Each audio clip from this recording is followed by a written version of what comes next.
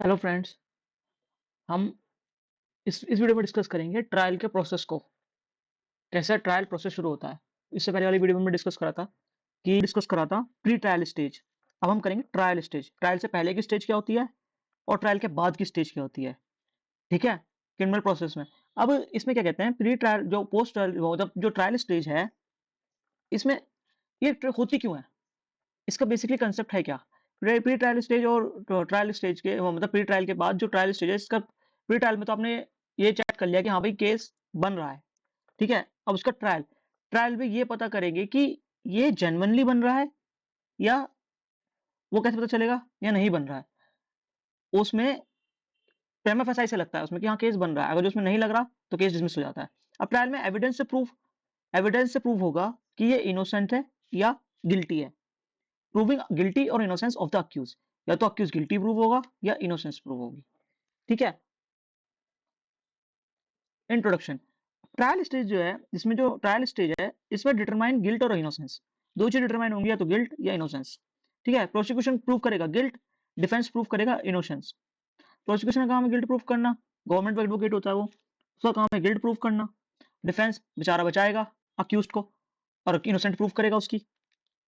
ठीक है,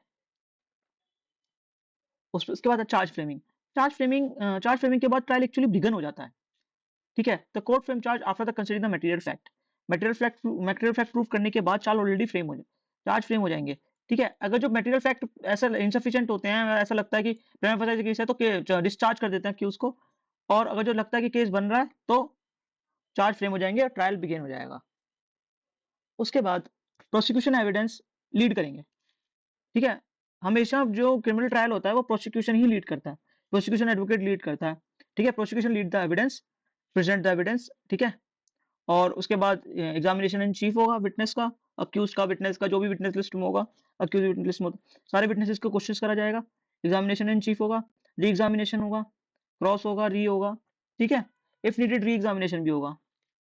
ठीक है, after completing examination in chief, prosecution evidence closed. Prosecution के एविडेंस सारे क्लोज हो गए। प्रोसिक्यूशन एविडेंस क्लोज होने के बाद स्टेटमेंट ऑफ अक्यूज्ड। ठीक है, court assessment and accused statement, court assess करेगी प्रोसिक्यूशन एविडेंस को देख के, इफ सफिशिएंट ऐसा लग रहा है कि इफ, तो ट्रायल कंटिन्यू रहेगा। ठीक है, अगर कोर्ट को लग रहा है कि सफिशिएंट नहीं है तो उसको अक्यूट करके उसको अक्यूट कर देगी और वो गवर्नमेंट जॉब के लिए भी एलिजिबल होगा। ठीक है, यहाँ ये चार्ज ही फ्रेम नहीं हुआ तो कुछ भी, कुछ एग्जाम्स में ऐसा होता है ना, क्रिमिनल रिकॉर्ड हो जाता है तो गवर्नमेंट जॉब के लिए एलिजिबल नहीं होता इंसान, रहता है यहाँ पे अक्यूट हो जाता है। कोई चार्ज फ्रेम नहीं हुआ, उसके खिलाफ कुछ भी नहीं हुआ, अक्यूट हो गया। वैसे जो अक्यूट, जो चार्ज फ्रेम होने के बाद या पूरा ट्रायल चलने के बाद भी अक्यूट हो जाता है तो तब भी गवर्नमेंट जॉब में एलिजिबल होता है वो। ठीक है, फिर ये जो स्टेज होती है ना, बेसिकली ये 303 के स्टेटमेंट के लिए ही होती है, 313 के स्टेटमेंट के लिए। 313 का स्टेटमेंट दिया जाएगा, अक्यूज का डिमीनर चेक करा जाएगा, अक्यूज की टेंशन सुनी जाएगी, अक्यूज क्या सोचता है, क्या जजमेंट के सामने क्या परिस्थिति, अक्यूज ने ऐसा क्यों करा, इफ अक्यूज ने करा है। जज जज एक बार अक्यूज के स्टेटमेंट सुनना चाहता है कि अक्यूज क्या कहना चाहता है, अक्यूज की बातें सुनना चाहता है। तब अक्यूज अक्यूज सारी बातें बता देगा जज को, और जज साहब को लगेगा इनसफिशिएंट है, मतलब ये। उसके बाद एक्सप्लेन द सर्कमस्टांसेस, सारे सर्कमस्टांसेस चेक करके देन उसके बाद डिफेंस, अब जज साहब ने कह दिया चलो भाई तुम्हारी बातें सुन ली हमने, अब बताओ अपना पक्ष रखो। फिर डिफेंस आएगा, डिफेंस अपना एविडेंस रखेगा। डिफेंस के पास जो भी सबूत होंगे कि इसने ये नहीं करा, ये जो भी कुछ है, डिफेंस प्रेजेंट एविडेंस, डिफेंस ने अपने एविडेंस दे दिए जो डिफेंस के पास था। प्रोसिक्यूशन समाप्त करेगा केस की, सर इनके एविडेंस से ये सब ये है जो भी है, प्रोसिक्यूशन समाप्त करेगा केस को। फिर डिफेंस में raise legal point, defence legal point raise करके डिफेंस, उसके बाद डिफेंस जो लीगल पॉइंट रेज कर देगा ना डिफेंस, उसके बाद जो जज साहब है ना, वो जजमेंट सुना देंगे। ठीक है, अब जजमेंट में अब डिफेंस ने भी सब कुछ कह दिया, अब प्रोसिक्यूशन सारी सारी स्टेज कंप्लीट हो गई। अब बस डेट फिक्स होगी जजमेंट के लिए। ठीक है, जजमेंट के लिए डेट फिक्स होगी, ओपन कोर्ट में सुना दिया जाएगा जजमेंट, या तो अक्यूट या कन्विक्टेड। इफ अक्यूटेड, ठीक है, नो क्रिमिनल हिस्ट्री। ठीक है, इफ कन्विक्टेड तो पनिशमेंट, फाइन, फाइन होगा, पनिश इम्प्रिजमेंट हो सकती है, बोझ भी हो सकता है, या कम्युनिटी सर्विस हो सकती है। ठीक है, ये तीन चीजों से आपको पनिशमेंट मिल सकती है इसमें, क्रिमिनल में। ठीक है, और ये था जो स्टेज थी ना, ये थी ट्रायल स्टेज।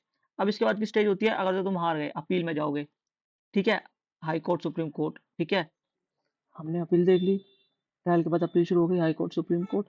अब हम देखेंगे इसके डिफरेंस को। Okay, difference between investigation, inquiry and trial, उनका प्रोसेस, उनका अथॉरिटी, उनकी stages in criminal justice system. Introduction. Criminal justice has 3 important stages. इसके 3 इंपॉर्टेंट स्टेजेस हैं। First, investigation, inquiry and trial. और ये हर अलग अलग डिफरेंट अथॉरिटी के द्वारा करी जाती हैं। अथॉरिटी, पर्पस एंड उसका outcome. Investigation conduct by police officer, process to gather evidence and alleged offence. जो भी का ऑफेंस एलिज्ड हुआ है उसकी इन्वेस्टिगेशन के लिए पुलिस ऑफिसर एक अथॉरिटी होती है, जो पुलिस ऑफिसर अपॉइंट करा जाता है इन्वेस्टिगेशन करने के लिए, जिसका काम होता है गैदरिंग एविडेंस और visit crime scene, collect evidence, interrogate witness, arrest suspects. ठीक है, ये इन्वेस्टिगेशन के अंदर सारी चीजें होती हैं। Nature administrative process, not judicial. ये एडमिनिस्ट्रेटिव प्रोसेस है, ये जुडिशियल प्रोसेस नहीं है। आउटकम इसका आता है चार्जशीट और क्लोजर रिपोर्ट। क्लोजर रिपोर्ट या फाइनल रिपोर्ट, केस क्लोज करने के लिए फाइनल रिपोर्ट, क्लोजर रिपोर्ट जो भी लगानी होती है पुलिस वालों को, वो लग जाती है इन्वेस्टिगेशन करने के बाद। अगर इन्वेस्टिगेशन कंप्लीट नहीं हो पाती तो वो कोर्ट को अक्यूज को पेश करके वो टाइम मांग लेते हैं। Okay, inquiry conducted by magistrate, magistrate के द्वारा कंडक्ट होगी। Determination of truth and falsity of the case, determine करेगी कितना सच है केस, कितना नहीं है। ठीक है, अपने दिमाग लगाएगा, कॉग्निजेंस लगाएगा और उसी चीज को देख के इश्यू प्रोसेस करेगा। इंक्वायरी, ठीक है, वेदर कन्विक्टेड और अक्यूटेड, इससे कन्विक्टेड और अक्यूट नहीं होगा, इससे सिर्फ चार्ज फ्रेम होंगे और ये डिसाइड करा जाएगा कि ये केस डिस्चार्ज होने लायक तो नहीं है, इसमें चार्ज फ्रेम होंगे कि फॉल्स केस तो नहीं है पुलिस के द्वारा। ठीक है, सिर्फ इतना ही चेक करा जाता है इसमें, उसका आउटकम होता है फ्रेमिंग ऑफ चार्ज और discharge.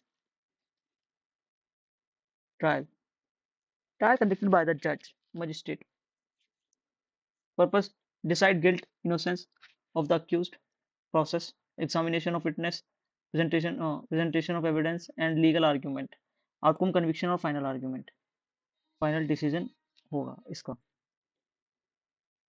trial, trial conducted by the judicial magistrate, decide the guilt of the accused, तो accused का guilt decide करा जाएगा कि whether guilty or not, examination of witness होगा, prosecution evidence होंगे, legal argument होंगे, इससे इसका आउटकम आएगा कन्विक्शन और अक्यूट, या तो फाइनल डिसीजन आएगा, इससे तो अक्यूज कन्विक्ट होगा या अक्यूट होगा। देखो कंपैरिजन, इन्वेस्टिगेशन पुलिस के द्वारा होती है, गैदरिंग एविडेंस, अलग ऑफेंस, जो भी ऑफेंस लगा उसको एविडेंस सेलेक्ट करने के लिए, चार्ज चार्जशीट फाइल होती है, क्लोजर रिपोर्ट फाइल होती है, इसमें चार्ज फ्रेम होते हैं या डिस्चार्ज होता है।